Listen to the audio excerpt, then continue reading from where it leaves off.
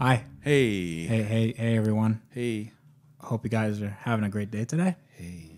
And how are you today? Thanks for tuning in to the Wrench Everyday Podcast ASMR edition. ASMR. What is ASMR?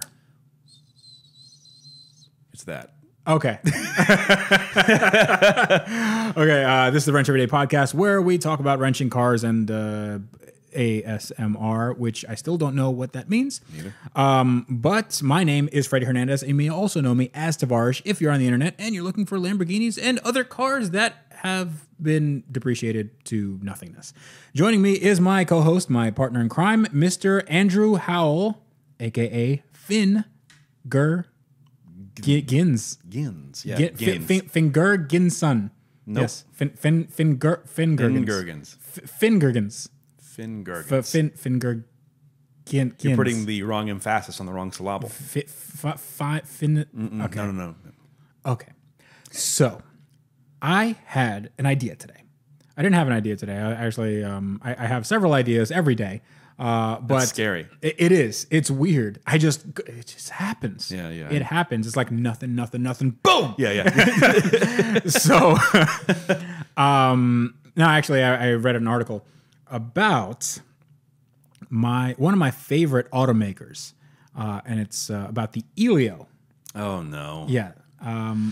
How do you like the Elio? I don't. You don't like the Elio? No. What don't you like about Elio? That it's, first of all, a lie. It's what? Yeah, that's What? a lie. No. It's hideous. What? Come on. It's hideous. The form factor is stupid. It's more room than a It's not. bicycle. Okay. I hate everything that it stands for. Okay. So, for those of you who don't know what an Elio is, it is not a pizza that you ate when you were home from school. It is It's not delivery. It's Elio. Oh God. So Elio is a three-wheeled vehicle, or it's supposed to be a three-wheeled vehicle. It's a three-wheeled vehicle with something like a 3-cylinder, 1-liter engine. It's a lump of despair. Which doesn't make a lot of power, but it's supposed to be the saving grace of the automotive stratosphere. It is not. It's purported to have 84 miles to the gallon, Which it doesn't get. It doesn't get, and it also is supposed to be under like $8,000 or somewhere thereabouts, around eight grand. So is my Mini Cooper, and it's a lot more fun and probably gets decent gas mileage compared to the Elio. Right. So here's the thing: Elio has not released any cars. Elio was supposed to release cars back in the good old days of 2014. Yeah. That's when they were supposed to start production. Yeah. And I've talked about this on the podcast. I can't remember which episode it was. But Elio, I've talked to Paul Elio when I was with Jalopnik, and this was this was like right after 2014, and they were like all systems go, and they got this, they got preliminary, they passed like one of the 3 tests that they can get for funding, for like federal funding. And they're like, yeah, we're gonna get all these cars going, and we're gonna sell thousands and thousands and thousands of these, and this is gonna be great. And then Tesla came along. Hey. Yeah, and then people were like, we can buy electric cars, and electric cars don't have to be expensive, and the Nissan Leaf is the thing. And hey, we can get this BMW i3, and they're depreciating now. We can get cars for cheap. Hey, look at this Honda Insight. It's a hybrid, and it gets awesome gas mileage, and it's only $5,000. Take a look at that. So Elio was also plagued by the fact that it's a 3-wheeler, which means that in some states you have to wear a helmet while in it, legally. And don't you also need a motorcycle license? You need a motorcycle license, yes. Sometimes you need an endorsement for a motorcycle license. Some states give you something called an autocycle provision, which is fine. You can buy it with your regular car license. But in some states, you have to have a motorcycle license and a helmet, which doesn't make any sense. So it's going to get a little clunky, especially if you're trying to look around at that thing. So it's a front-wheel drive trike. So the back wheel, the middle wheel doesn't do anything. And you can hold 2 people or 1 person and some bags in the back. Right? No, I'm serious. Like the second, the trunk is the back seat. Yes. and they've developed their own engine, apparently from the same company that made the Veyron engine, the Bugatti Veyron engine. So they have like the same. I think it's like one contractor or something that makes all these cool engines. So they've been touting this thing around. They have several prototypes. Okay, they call them like P1 through P14 or something. And right now I think they're on P4, something like that. They've had the same car. They've just repainted it and replaced the engine, and they call it a different car. So that's what they plan to do. But people started getting wise, and they've gotten so much crap over the years because they've not released a car. They keep on pushing the date back. They keep on pushing it and pushing it and pushing it. Their Facebook page has like 300,000 likes on it, and they haven't posted in like what, 2 years? No, they haven't posted. I don't think they posted this year. They might have posted like in the beginning of the year in February or something. They said, "Oh, we have a new thing that we're rolling out." But it's always been they push for people to reserve these cars. So if you give them money, it's very Muskian. It's a very Elon Musk thing to do. This sounds really familiar. I know where this is going. I remember when people would ask, if I put $1,000 down, this is middle of last year, if I put $1,000 down, how long do I have to wait for my car? And I was like, maybe a year and a half, 2 years. Mm-hmm. I don't even know what the wait time is up to now.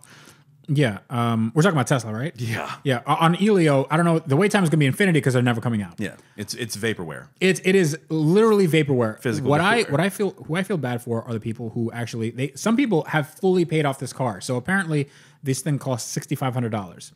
The people who are buying this, they're might be environmentally conscious, but they're more frugal, and they want to say, okay, I want to save money.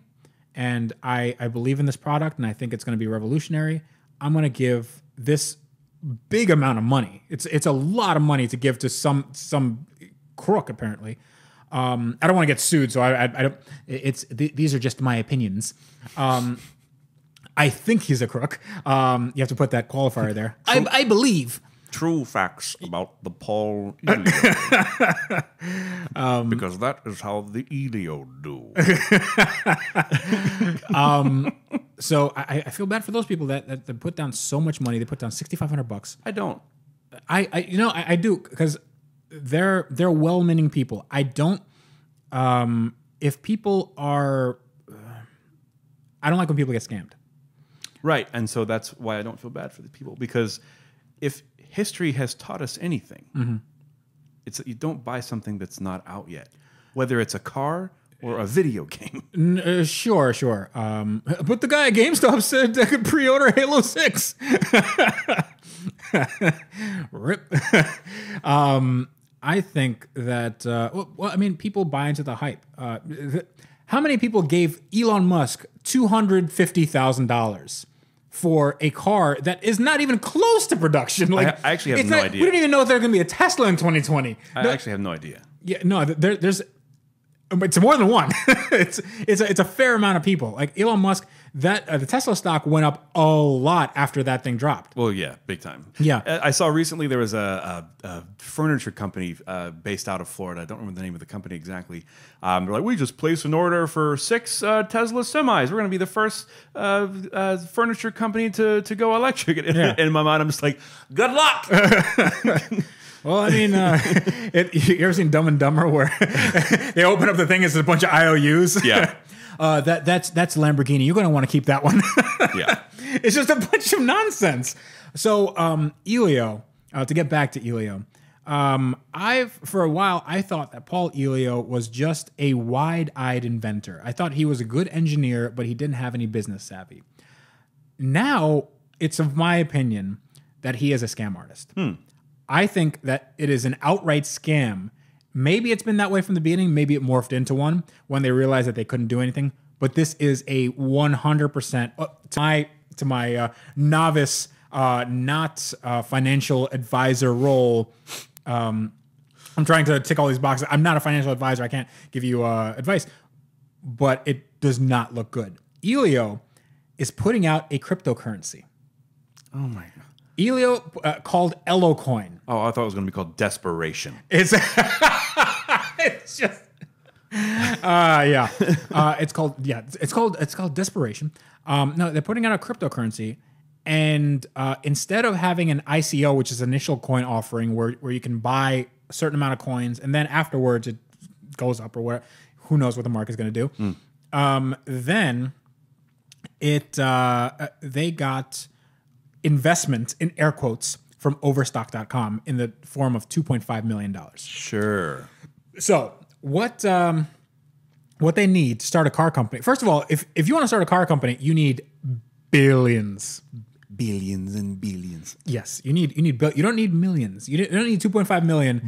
Billion. Yeah, no, you don't go to your nearest millionaire like we can do this. We can start with a small loan of $1 million. Yeah, with a small loan of $1 million. $1 million is it goes a long way, especially in the 80s. No, now it's Elio needs. I did the calculation a long time ago. They needed somewhere north of like $200 to $300 million, and that's to get to the break-even point, right? But that's to cover all their costs. That's to cover like manufacturing. That's to secure the manufacturing. They have done none of this. None of this. All they've been doing, marketing. They've been selling merch. They've been taking orders left and right because they have people on their Facebook page replying to everything. So if you go, hey, is this a scam? This is a scam. So they either take down that comment or they say, no, it's not. We'd love to talk to you about it. And we'd love to, it's like evangelism, and they start to convert people because they go, well, it doesn't look like a scam. It doesn't look like, there's people involved in this. Wow, they're actually getting some news. Oh, they have Road and Track. They have a video review or something. My friend Bob Surakanich from Road and Track. It was a live stream. I believe it was a live stream, and he was driving it around New York during the auto show, and the fender fell off. So that's great. I actually did ask them if I could drive it during the auto show, and they said no. So yeah, they don't like me. Yeah, they really don't like me. If you don't know why Elio doesn't like me, just look up Tavarish Elio. Let's just Google that. There you go. But what Overstock.com did is they bought they invested $2.5 million in this scheme, apparently. They flushed it down the toilet. No. No. Overstock.com is not stupid, okay? So what this is, and I don't know how anybody does not see it, this is a classic pump and dump. What a pump and dump is it's a term that penny stockers use. The Wolf of Wall Street, that sort of thing. Yeah, so penny stockers is there's blue chip and pink blue sheet and pink sheet stocks or whatever. They're small, very, very small stocks that have crazy variability in their prices, which means that you can buy something at a fraction of a cent, but if it goes to 5 cents, you've made 50 times your money, So Elio is the same thing. They have this initial investment or whatever, and Overstock.com says, "Look, I'm going to put in $2.5 million, and you'll do your marketing thing like you always do. You'll raise some money, and then when it gets to a certain point, when we've doubled or tripled our money, we pull out. That takes all the volume out of the market. The thing crashes, and then we go richer, and everybody else is holding the bag. That's what a pump and dump is. That's what a lot of these penny stocks are about. And it's whenever you go on penny stocking forums or penny stocking exchanges. Like I used to be into this stuff. I never actually did any trades, but I was fascinated with how these things work. When you go into these markets, there's a lot of bogus press releases. Like, the CEO of the company just got a raise. So that means the company's doing good, right? Or the CEO of the company is talking with this other company. They might merge, and we have to get into you have to get in before they merge because then they're going to be too big and blah, blah, blah. So then what they don't tell you is that there are investors that own literally the entire company. And all they do is they buy up these small companies. They buy up stock in these small companies. They wait till it gets to a certain price. They dump it all. The volume goes through the floor. And then it's worthless. So the same thing is going to happen to Elio. The same thing that happened with, you see the Bitcoin, all the the boom and bust cycles. Bitcoin is at least a little bit further. There's like, it's a little bit different than a classic pump and dump, but we're seeing the same things. So it's not, there's not anything tangible. It's not attached to anything, even ethereal. I'm not Ethereum, but it's not actually attached to something. I made some money off Bitcoin. How much did you make? So this is back when it was the big boom, when it was on the up and up. I just put in $100, and I think it was 3 or 4 days later, I sold everything I had, and I walked away with $102. Dude, that's a 2% gain.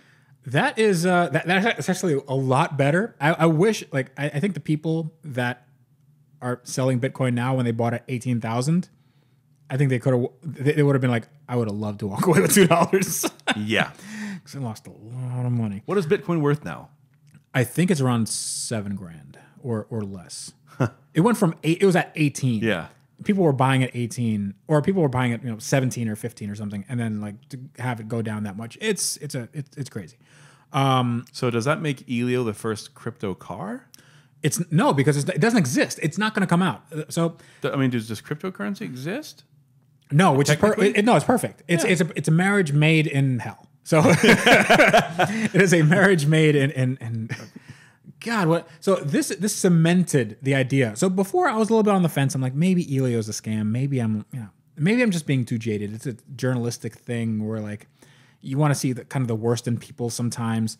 But this is all out in the open. This is just pure evil. evil. Like, Elio has this new Elio coin thing, and we're also selling merch. We're going to sell hats, and everything goes towards Elio. And then now we have different tiers of having different tiers of these deposits. So you can be all in on a car. You can give more than $1,000, and you're all in. That means you get a reserved spot, and like it's a reserved spot for nothing. Yeah, you get nothing. You get air. It's air, and there was a really good analog to Elio.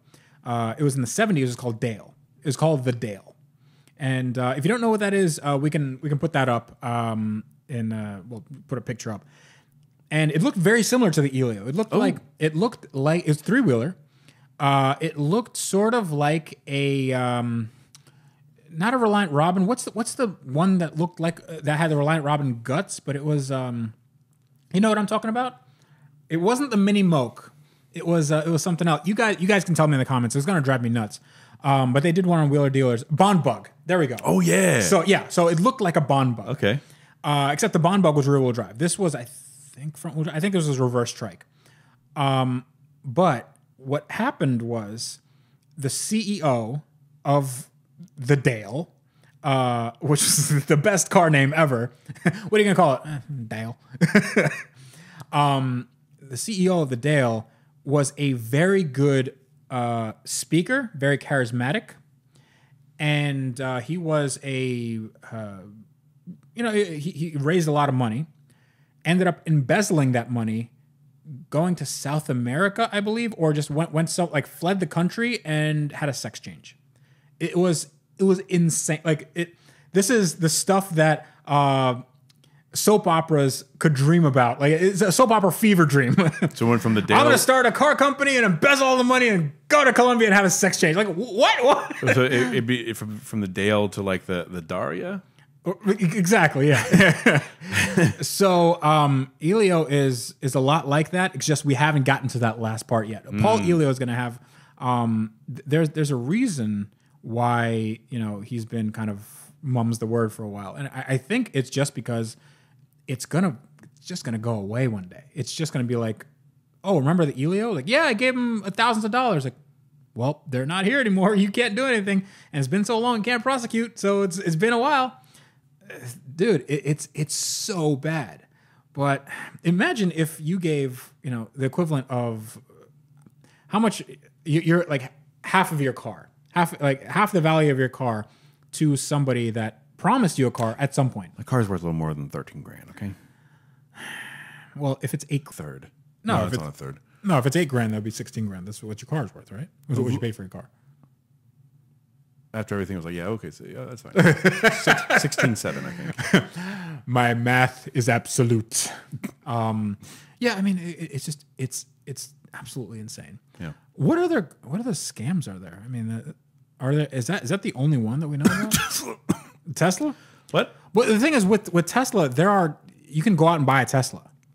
Like, okay, more specifically, the Model 3.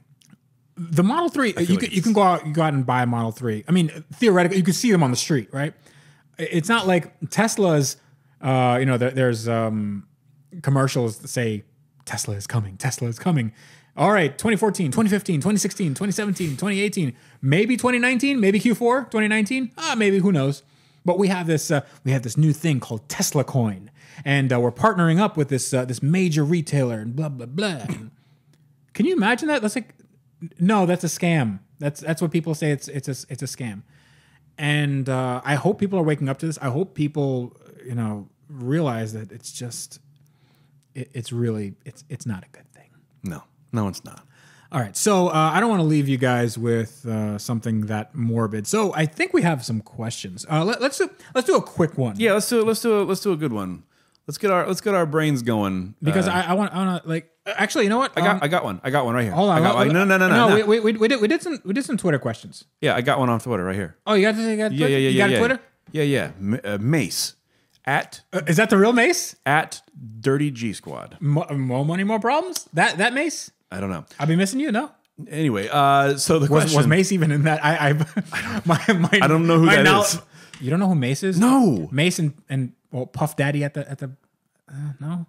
I listen to good music. So that is good. Actually, you know what? In hindsight, it's not actually that good. No. So the question is, if you could pick any car and place to road trip to, what car and where to, and why that place and car? Okay. You go ahead. You do this because I think people need to hear your silky smooth voice. What car and place would you road trip to? That just did it for me when you said I.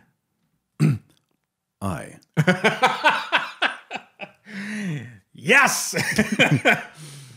That would choose a McLaren P1. All right. I would drive from Miami bold to Monterey, California. All right. Because going all in. That is where Laguna Seca is. Mm-hmm. That's it. So you just drive to Laguna Seca and then what? I would drive on Laguna Seca. Okay. Why? Because I have never driven on a racetrack before, but I feel like I know that track very well because I play Forza a lot. Oh, okay. So yeah. It would just be. I think it would be really fun. Okay. Do you think a P1 is a good road trip car? Absolutely. Really? Yeah. Where are you getting this information? From my brain that says, dude, it's a freaking P1. Get a whole bunch of highway time with this thing. Maybe find like a B road or two, and then when you get to Monterey, you're kind of comfortable with the car. Why don't you just start from somewhere a little closer to Monterey so you don't have to drive all across the South with a $2 million car? No. Okay. My mother did not raise a quitter. That is very true. I have been in a McLaren for a long period of time. I wouldn't say I would do that trip. I think you're sort of nuts. Have you met me? No.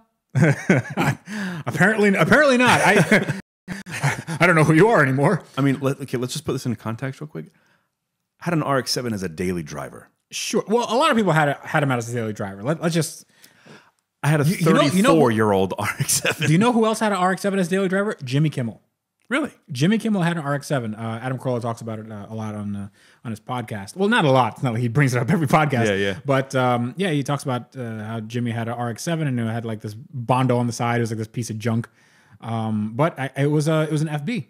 Nice. Yeah. So. Oh wow. Oh yeah. Yeah. No. It wasn't some nice thing. This is when like he was making no money. Oh yeah. Doing radio at the local radio station. He was doing he was a Jimmy the Sports Guy. So yeah, that's a little tidbit. All right. What's something a little bit little bit closer to Earth. Like what is something that somebody out there in the internet land, what's something that they could do as far as a dream road trip, something attainable, not like I want to get a $2 million car and drive it 5,000 miles. Like, all right, let's say let's do New York to Miami. Okay. In a Rolls Royce. In a Rolls Royce. What road would you take? I don't know. I probably wouldn't be driving. Yeah, but then so New York to Miami is an incredibly boring drive. Like, yeah, but I'm just saying, like, I feel like that's But it's not even a road trip. That's just like you go to sleep. Yeah, okay. It's like that's not a bad thing. Sure, but I'd like to. But a road trip is you want to go and you want to experience something and you want to see things. You're like, no, I just want a car where I could just knock out and then be there. Okay. We're off to a great start. What about you? Okay, all right. I actually haven't thought about it, but I can do. I would like to do something up north where it gets real cold. Gross. No, like and where it gets super snowy. Gross. Like those ice road truckers things. No thanks. And I would take what's a car that's like super off-roady? You know what I would do? I would get that Toyota Hilux that they had in the Top Gear North Pole special. Those Toyota Hiluxes that were like super off-roady. Yeah, super off-roady and had those giant balloon tires. And I would get those and then just go across Arctic tundra where they used to be road and then just go as a crow flies. And hopefully I don't go over the ice. I don't go into the ice. I can go over the ice. I would do that. Or I would do a trip in South America, but I wouldn't go from North America to South America. Why not? Because it gets real dicey. it gets pretty dicey. If you ain't from there, you might get got. If you don't get, you gonna get got. You gonna get got. Yeah, especially if it's something nice. You know, if you bring like, I'd like to bring a brand new Range Rover. Like, yeah, good luck with that. Bentley Continental GT Speed. Okay. A new one? Yes. Okay. From? Because I know where we can get an old one. A GT Speed? No, but they're the same thing. The older one, it's basically a body kit and like a little bit more. Huh. It's exactly the same car. Okay. Okay. Well, I would like to do like a Florida coastal highway from like, Jacksonville area, A1A down the coast, down through like, Flagler Beach and then down to like, Miami, South Florida, and then like down into the Keys to the 7 Mile Bridge. That'd be nice. It'd be nice. The 7 Mile Bridge. So I've done the drive from Miami to Key West. Same. It's not as good as like people say, oh, this is one of the best like drives. It's not, I guess it wouldn't be one of the best drives, but like I enjoy the drive. I like it. I hated it the last time I did it. Well, maybe because I was in a C63 AMG.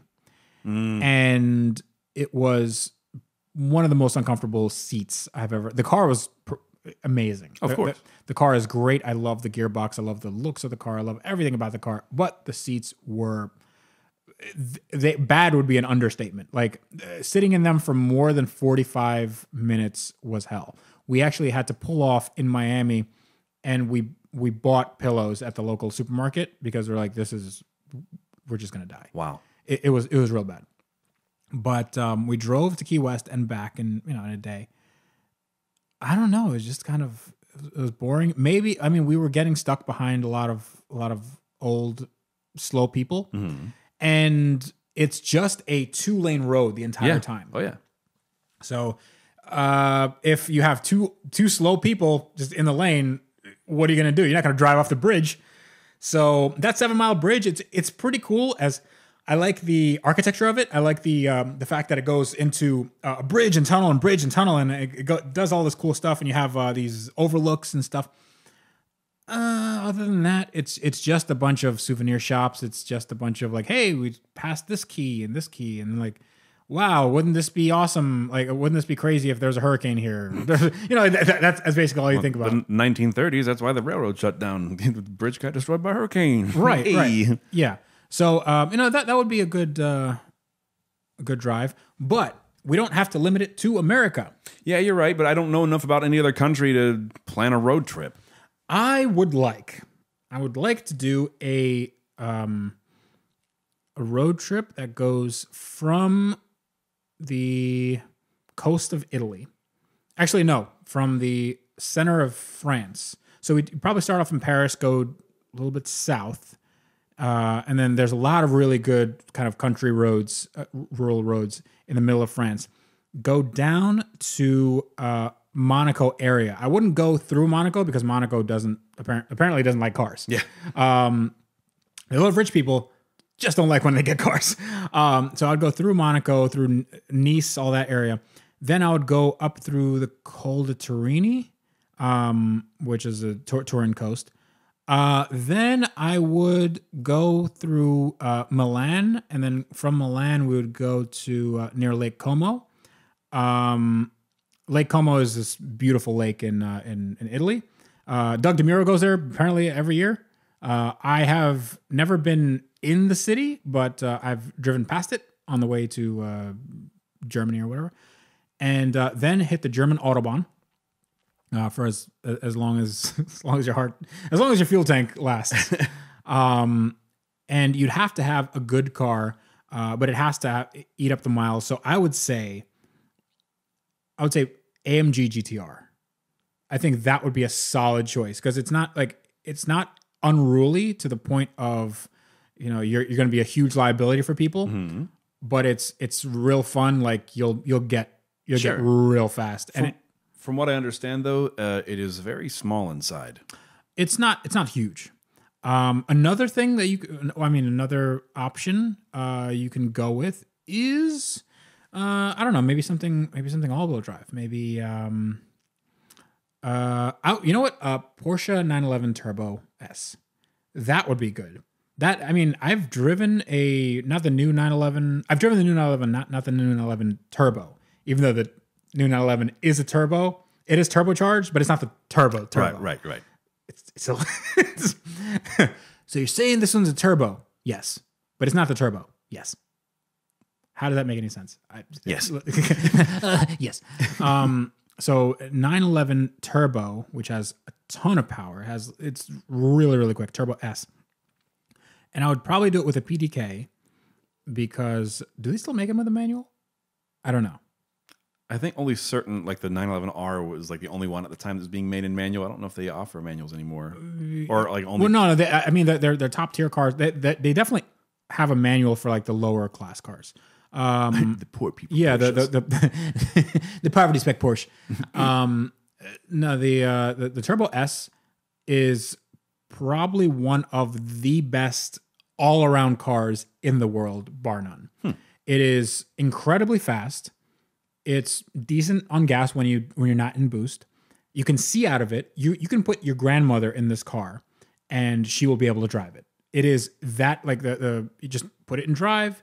Do whatever you need to do. It's good for a daily driver. There's space-ish, but it's not as finicky as some of these other cars. It's not. It's literally a supercar level performance that you can drive every day. And that is something where you'd get this car and you'd never be worried about finding a good road and having the wrong car. Right. So it doesn't sound particularly all that great. It sounds a little underwhelming. But the way this thing picks up speed is awesome. So I think doing that drive. The only Porsche I've ever driven was an automatic 944 on its last leg. So it's pretty much the same thing. That, and I have driven a Panamera. Okay, so the Panamera is also good. I wouldn't mind doing a Panamera. I am obsessed with the new Panamera wagons. Those are good. What do they call the Gran Turismo or something? I don't know, but I need Panamera it. Sport Turismo, I think. Who cares? I need it. I need it like I need blood. Dude, it's those are really good cars. But I think that's what I would do at a road trip and I wouldn't mind. Okay, if we're gonna do like international stuff, I don't know what roads or highways or whatever that I would take, but I would like to do a road trip through Japan. Ooh, in an RWB Porsche. Okay, all right. Are there more RWB Porsches in Japan than anywhere else in the world? Like you would think that they'd make them there, no? Yeah, I don't know actually. RWB Porsches, for those of you who don't know, are they're older Porsches. Actually, they have sort of newer ones. It's a spread. Yeah, so it's made by a guy. His name is Akira Nasai. Akira Nasai, and it's RWB. It's short for Rauwelt or Akira Nakai. Okay, Nakai-san. Yeah, it's short for Rauwelt Begriff. Rauwelt Begriff, which means rough world concept. Right. And it's just this crazy... really, it's super wide. It's very much, basically, it's almost like a GT car for the road. Yes, it's really wide wheels, and it's lowered. It has this awesome stance. It has this huge whale tail, and it's very Rocket Bunny-ish. It has the bolt-on fenders, and it's very of that. You know, everybody and their mother just bit off this bandwagon. But it is, I have no idea how much they cost. They cost a lot of money because you have to ship this guy over with all the parts, and he does it by hand, like in your driveway. Essentially, I'm willing to bet it's on top of the cost of the car and the performance modifications. I'm willing to bet it's in the neighborhood of at least 25 to 30 grand, possibly more. Oh no, it's more than that. I think the wheels themselves are 20 grand. Well, I mean, the wheels, it's whatever you choose. Sure, but I'm saying like the entire thing to convert your car, I think it's probably north of 50. Really? Yeah, it's expensive. Huh. So I was invited one day to do they had a build in Brooklyn. They called it the Brooklyn because apparently these things have names because they're all sort of different, yes. in the same sort of family. But I ended up not going. But I could have driven one of these things from Brooklyn to like Long Island or something. Oh wow! But it ended up raining, and they were like, "We don't want to do this in the rain because some journalist like crashes your brand new car." Yeah. So you have this guy shipped out, and you have all the parts shipped out, and he just works. And just has angle grinders and just regular tools and. There's an art to it. I think that it's one of those things where it's like a lost art. But then another thing is like, listen, guy, I get what you're doing here. I could do the same thing. Like, I'm sort of like he has a first mover advantage. I'm less impressed by what he can do, because I feel like any competent body shop could pull that off. Yeah, but it's. I hear where you're coming from, but like, no, it's one of those things where I think it's the hipster, what I call the hipster pizza factor. It's like, is it one of those things where they deliver your pizza on a trash can lid or something? Like, it's like why would you do that? Like, it's cool, they do it here. Like, yeah, but it's impossible to put down now. Yeah. But that means you have to hold it. You're like holding up capitalism. Like it's just something like that has extra meaning. To expound upon that real quick, there's actually an entire subreddit called We Want Plates. And it's people that go to restaurants and they serve food on ridiculous like things. And it's like a carving board or something like. Yeah, I've seen like things being served on like a cinder block or like old non-functioning iPads or like, who knows? It's just like, we want plates. This thing seems. I don't know, how am I supposed to cut this? I'm going to cut into an LCD screen. Yeah. It's just this makes no sense. It's such a good subreddit. Please, Reddit. Reddit.com/r/ We Want Plates. Okay, so go there, and I think that's a good note to end on. We want plates. If you guys want plates, you can let us know in the email and in our email.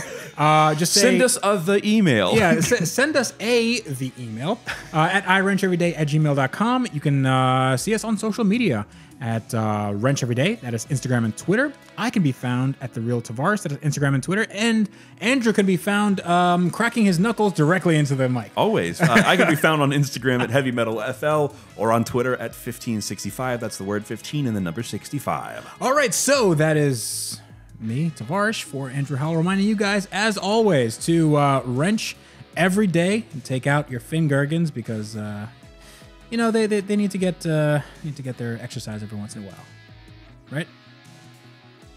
Okay.